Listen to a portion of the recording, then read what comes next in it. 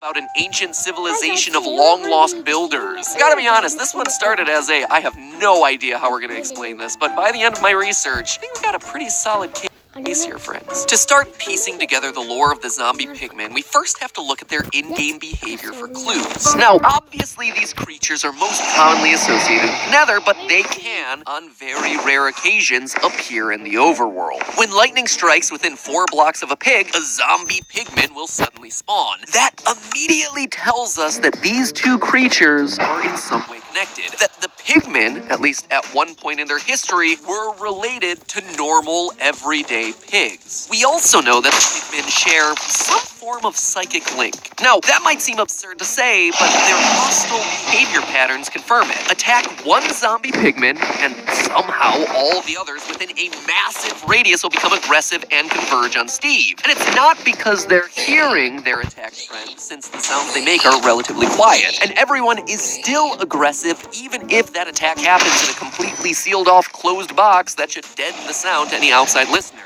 The immediacy and aggression of their attack can only mean that they're linked in some way. And lastly, it's also important to note that they don't begin as hostile. They only turn hostile when they've been attacked. So under normal circumstances, they technically have nothing against Steve. It's only once Steve becomes aggressive that they suddenly have a reason to defend themselves. This admittedly gives us a lot to work with, but it's still just a bunch of loose threads without something to tie it all together. Any theory that I would craft to try and explain it all would be missing that linchpin of evidence that anchors the narrative. But then came this year's Minecraft. Mojang Team's annual interactive livestream all about the Minecraft franchise, complete with discussions about upcoming features, big world premiere announcements, and lots of other stuff. This is gonna look weird, but you can't hear. Hello.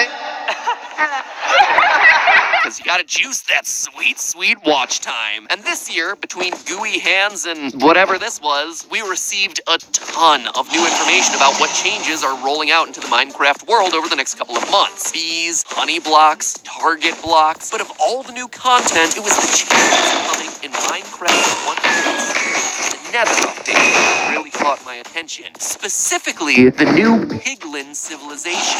Zombie pigmen are no more. Piglins and zombie piglins are here to stay. Piglin is actually what we call the pigmen now. Piglin is almost like a new civilization that we add to the Nether. But there was one detail about this mob in particular that caught my attention. They are actually hostile towards the player. They also don't like wither skeletons. They don't like wither skeletons, huh? That's an oddly specific detail for them to call out. From writing all of these episodes, I gotta say that so much of piecing together this game's story relies on picking apart spawn conditions and hostile behavioral patterns. Like in any good story, those sorts of details are telling you the relationships between our main characters, as it were. And so hearing Jeb call out the hostility towards one particular mob really stood out to me. Especially since, as we established during our episode on the Wither skeletons are most likely the remains of the ancient builder race. There are plenty of reasons as to why, but I'm not going to rehash them here. You just watch that video if you're interested. But for the piglins to act violently towards Wither skeletons, aka the ancient builders,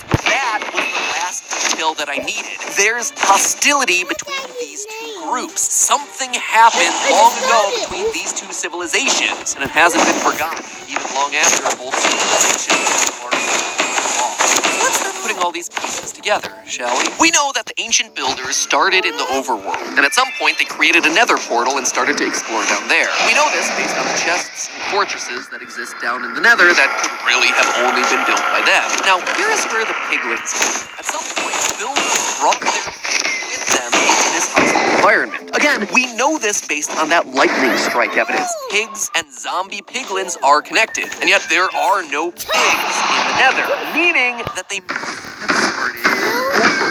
Now, there's reasons to do this. The first one is simple. The nether, up until the announcement of the new piglin beast mob, also coming with update 1.6, hasn't had a reliable source for food. But it's also the food source in Nether, actually. So when you get your food, you can't just have like a pretty scary, aggressive piglin and get the food from there. As such, any explorers looking to make a long journey to explore and forage in the area would need to bring a dedicated food source. Like, say, their staple of put them down in the nether, leave them there, and you suddenly have pig-like creatures in a place where they have no business being. Option 2 for why the pigs would be down there is honestly a bit darker. It could very well explain the hostility that exists between these two groups. Consider for a second if you had opened a portal to somewhere, some other dimension you don't really know. Are you just gonna hop through? Of course you're not. You're gonna test it. Most likely you're gonna test it on some sort of animal. And believe it or not, but pigs are often the ones being used as human stand-ins for large-scale scientific experiments because of their similar organ size and decay rates. So, to see whether things on the other side of that portal were safe, maybe the ancient builders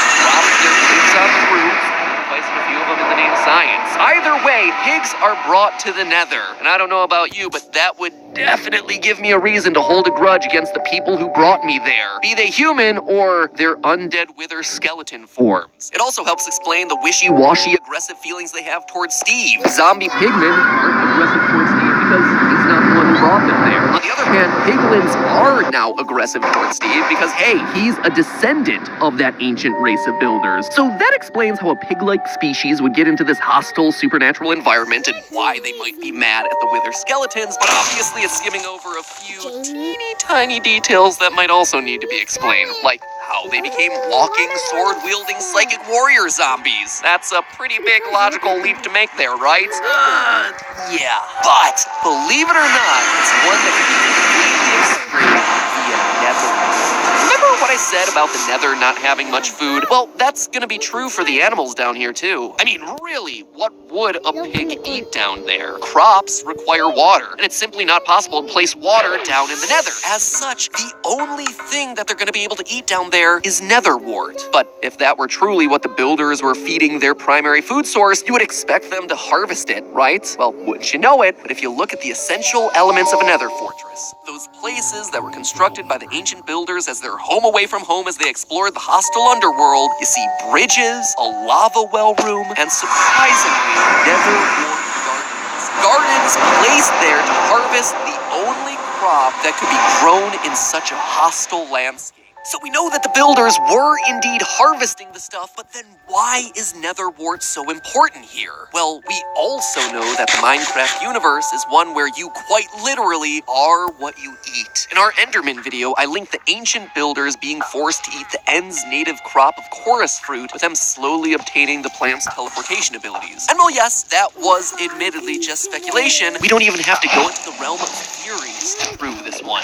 Ladies and gentlemen, I present to you the mushroom, a cow-mushroom hybrid that only spawns in mushroom field biomes, aka places where cows are consuming a diet primarily filled with mushrooms. Their milk is mushroom stew, their bodies are covered with the stuff, but we know at their core they began as regular cows, since when you shear them clean, it drops its mushrooms and transforms back into a normal bovine again. So, if pigs in the Nether were indeed subsisting off a diet entirely made of netherwort, there's a likelihood you could see some of that traits carry over into this animal.